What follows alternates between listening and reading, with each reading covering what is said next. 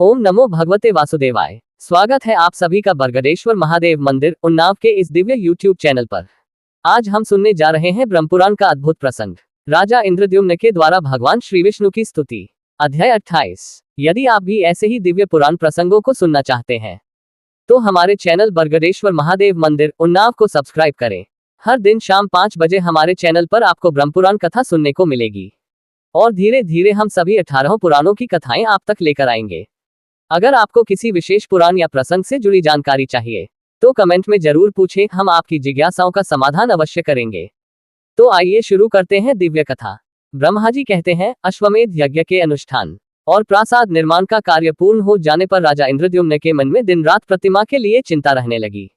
वे सोचने लगे कौन सा उपाय करूं जिससे सृष्टि पालन और संहार करने वाले लोक पावन भगवान पुरुषोत्तम का मुझे दर्शन हो। इसी चिंता में निमग्न रहने के कारण उन्हें न रात में नींद आती न दिन में। वे न तो भांति भांति के भोग भोगते और न स्नान एवं श्रृंगार ही करते थे। वाद्य, सुगंध, संगीत, अंगराग, इंद्रनील, महानील, पद्मराग, सोना, चांदी, हीरा, स्फटिक आदि मणियां, राग, अर्थ, काम, वन्य पदार्थ अथवा दिव्य वस्तुओं से भी उनके मन को संतोष नहीं होता था। पत्थर, मिट्टी और लकड़ी में से इस पृथ्वी पर सर्वोत्तम वस्तु कौन है? किससे भगवान विष्णु की प्रतिमा का निर्माण ठीक हो सकता है? इस प्रकार की चिंता में पड़े पड़े उन्होंने पंचरात्र की विधि से भगवान पुरुषोत्तम का पूजन किया और अंत में इस प्रकार स्तवन आरंभ किया। वासुदेव, आपको नमस्कार है। आप मोक्ष के कारण हैं। आपको मेरा नमस्कार है। संपूर्ण लोकों के स्वामी परमेश्वर, आप इस जन्म मृत्यु रूपी संसार सागर से मेरा उद्धार कीजिए। पुरुषोत्तम, आपका स्वरूप निर्मल आकाश के समान है। आपको नमस्कार है। सबको अपनी ओर खींचने वाले संकर्षण, आपको प्रणाम है। धरणीधर, आप मेरी रक्षा कीजिए। हेमगर्भ शालग्राम शिला की सी आभा वाले प्रभो, आपको नमस्कार है। मकरध्वज, आपको प्रणाम है। रतिकांत, आपको नमस्कार है। शंभरासुर का संहार करने वाले प्रद्युम्न, आप मेरी रक्षा कीजिए। भगवन, आपका श्रीअंग अंजन के समान श्याम है। भक्तवत्सल, आपको नमस्कार है। अनिरुद्ध, आपको प्रणाम है। आप मेरी रक्षा करें और वरदायक बने। संपूर्ण देवताओं के निवास स्थान, आपको नमस्कार है। देवप्रिय, आपको प्रणाम है। नारायण, आपको नमस्कार है। आप मुझ शरणागत की रक्षा कीजिए। बलवानों में श्रेष्ठ बलराम, आपको प्रणाम है। लांगलायुध, आपको नमस्कार है। चतुर्मुख, जगत धाम, प्रपितामह, मेरी रक्षा कीजिए। नील मेघ के समान आभा वाले घनश्याम, आपको नमस्कार है। देव पूजित परमेश्वर, आपको प्रणाम है। सर्वव्यापी जगन्नाथ, मैं भवसागर में डूबा हुआ हूँ, मेरा उद्धार कीजिए। प्रल्याग्नि के समान तेजस्वी तथा दहकते हुए नेत्रों वाले महापराक्रमी दैत्य शत्रु नरसिंह, आपको नमस्कार है। आप मेरी रक्षा कीजिए। पूर्व काल में महावराह रूप धारण कर आपने जिस प्रकार इस पृथ्वी का रसातल से उद्धार किया था, उसी प्रकार मेरा भी दुख के समुद्र से उद्धार कीजिए। कृष्ण, आपके इन वरदायक स्वरूपों का मैंने स्तवन किया है। ये बलदेव आदि जो पृथ्वी रूप से स्थित दिखाई देते हैं, आपके ही अंग हैं। देवेश, प्रभो, अच्युत, गरुड़ आदि पार्षद, आयुधों से दीपाल तथा केशव आदि जो आपके अन्य भेद मनीषियों द्वारा बतलाए गए हैं, उन सबका मैंने पूजन किया है। प्रसन्न तथा विशाल नेत्रों वाले जगन्नाथ, देवेश्वर, पूर्वोक्त सब स्वरूपों के साथ मैंने आपका स्तवन और वंदन किया है। आप मुझे धर्म, अर्थ, काम एवं मोक्ष देने वाला वर प्रदान करें। हरे, संकर्षण आदि जो आपके भेद बताए गए हैं, वे सब आपकी पूजा के लिए ही प्रकट हुए हैं, अतः वे आपके ही आश्रित हैं। देवेश, वस्तुतः आप में कोई भेद नहीं है। आपके जो अनेक प्रकार के रूप बताए जाते हैं, वे सब उपचार से ही कहे गए हैं। आप तो अद्वैत हैं। फिर कोई भी मनुष्य आपको द्वैत रूप कैसे कह सकता है? हरे, आप एकमात्र व्यापक चित स्वभाव तथा निरंजन है।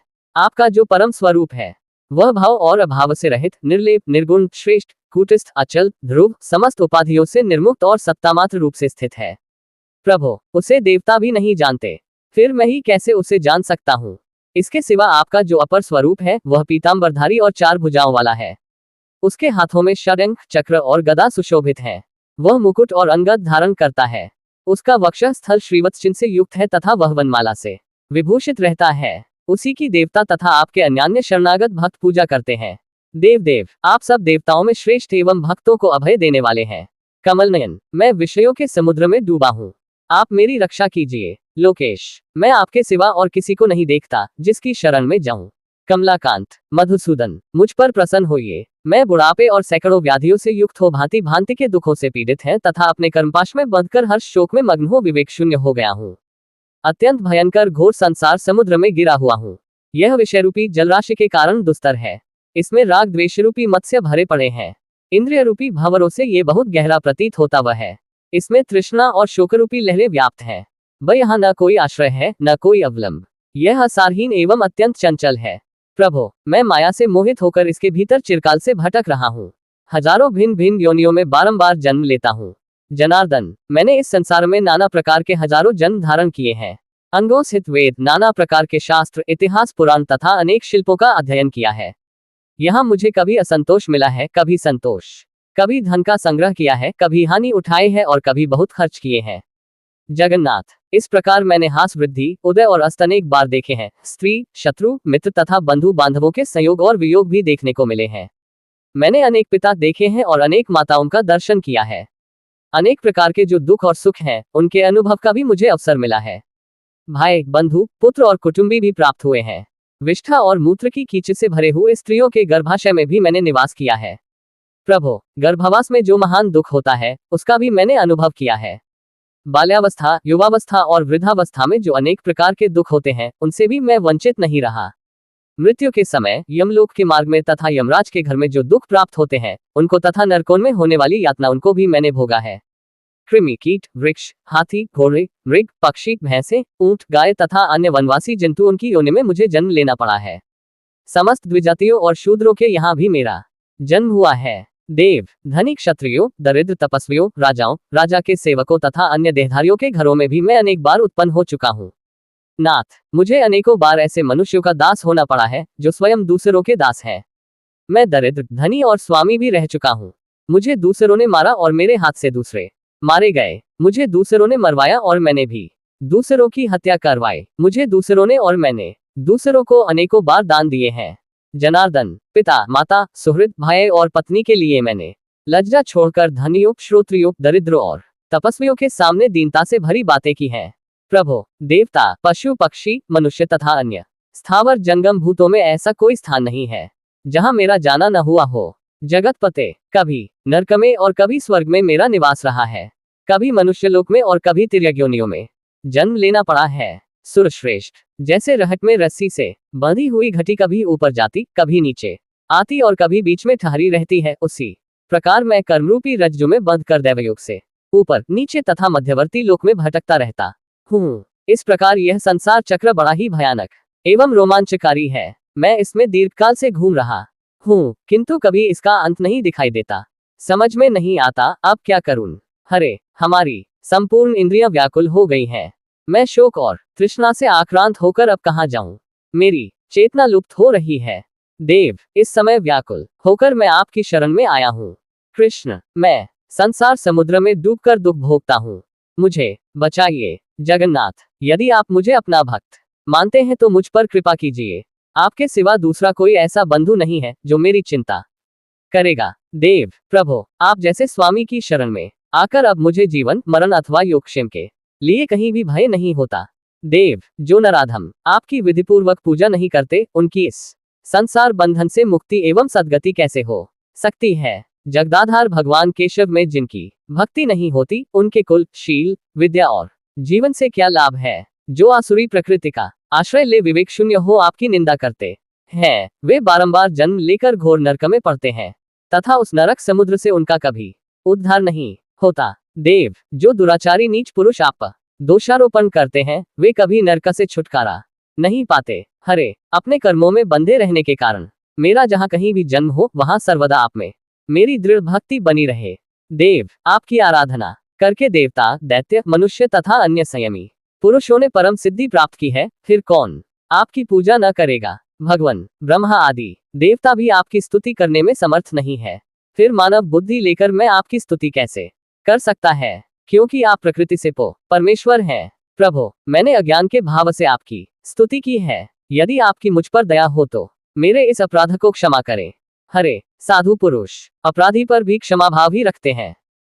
देवेश्वर, आप भक्त स्नेह के वशीभूत होकर मुझ प्रसन्न होइए। देव, मैंने भक्तिभावित चित्त से आपकी जो स्तुति की है, वह सांगोपांग सफल हो।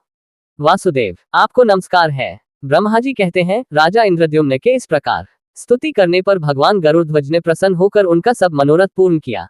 जो मनुष्य भगवान जगन्नाथ का पूजन करके प्रतिदिन इस स्तोत्र से उनका स्तवन करता है, वह बुद्धिमान निश्चय ही मोक्ष प्राप्त कर लेता है। जो विद्वान पुरुष तीनों संध्याओं के समय पवित्र हो इस श्रेष्ठ स्तोत्र का जप करता है, वह धर्म, अर्थ, काम और मोक्ष पाता है। जो एकाग्रचित हो इसका पाठ या श्रवण करता अथवा दूसरों को सुनाता है, वह पापरहित हो भगवान विष्णु के सनातन धाम में जाता है। ये स्तोत्र परम गवान, प्रशंसनीय, पापों को दूर करने वाला, भोग एवं मोक्ष देने वाला, कल्याणमय, गोपनीय, अत्यंत दुर्लभ तथा पवित्र है। इसे जिस किसी मनुष्य को नहीं देना चाहिए। नास्तिक, मूर्ख, कृतघ्न, मानी, दुष्ट बुद्धि तथा अभक्त मनुष्य को कभी इसका उपदेश न दे। जिसके हृदय में भक्ति हो, जो गुणवान, शीलवान, विष्णु भक्त, शांत तथा श्रद्धापूर्वक अनुष्ठान करने वाला हो, उसी को इसका उपदेश देना चाहिए। जो निर्मल हृदय वाले मनुष्य उन परम सूक्ष्म नित्य पुराण पुरुष मुरारी श्री विष्णु भगवान का ध्यान करते हैं, वे मुक्ति के भागी हो भगवान विष्णु में प्रवेश कर जाते हैं। ठीक उसी तरह जैसे मंत्रों द्वारा यज्ञाग्नि में हवन किया हुआ हविष्य भगवान विष्णु को प्राप्त होता है। देवदेव भगवान विष्णु ही संसार के दुखों का नाश करने वाले तथा परों से भी पर हैं। उनसे भिन्न किसी भी वस्तु की सत्ता नहीं है। वे ही सबकी सृष्टि, पालन और संहार करने वाले हैं। वे ही समस्त संसार में सारभूत हैं। मोक्ष सुख देने वाले जगत गुरु भगवान श्री कृष्ण में यहाँ जिनकी भक्ति नहीं होती, उन्हें विद्या से, अपने गुणों से तथा यज्ञ, दान और कठोर तपस्या से क्या लाभ हुआ। जिस पुरुष की भगवान पुरुषोत्तम के प्रति भक्ति है, वही संसार में धन्य, पवित्र और विद्वान है। वही यज्ञ, तपस्या और गुणों के कारण श्रेष्ठ है तथा वही ज्ञानी, दानी और सत्यवादी है। यदि आपको हमारे वीडियो ज्ञानवर्धक लगे तो लाइक, शेयर और सब्सक्राइब करना न भूलें, ताकि अधिक से अधिक लोग पुराणों की इस अमृत धारा से जुड़ सकें। अगर ये जानकारी पसंद आए हो तो हमारे चैनल बरगदेश्वर महादेव मंदिर उन्नाव को लाइक, शेयर और सब्सक्राइब करना न भूलें। फिर मिलेंगे नई जानकारी के साथ।